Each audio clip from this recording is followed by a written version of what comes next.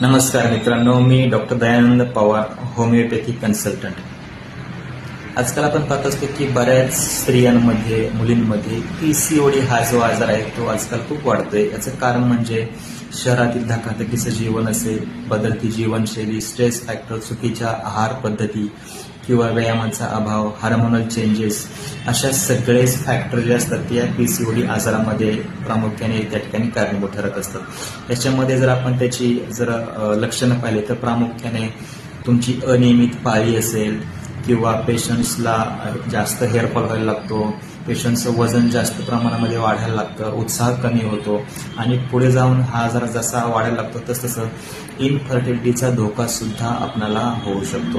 तर मला वाटतं की होमिओपॅथीमध्ये या पीसीओडी आजारावरती अत्यंत छान पद्धतीने उपचार केला जातो.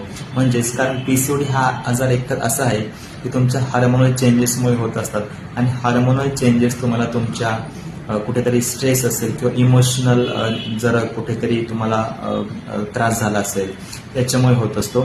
आणि होमिओपॅथीमध्ये पेशंटचा आपण सर्वांगीण विचार करत असतो. त्याच्यामध्ये पेशंटचा स्वभाव, आवडीनिवडी आणि या सगळ्या गोष्टींचा विचार करून नंतरच अचूक औषध हे पेशंटला दिलं जातं.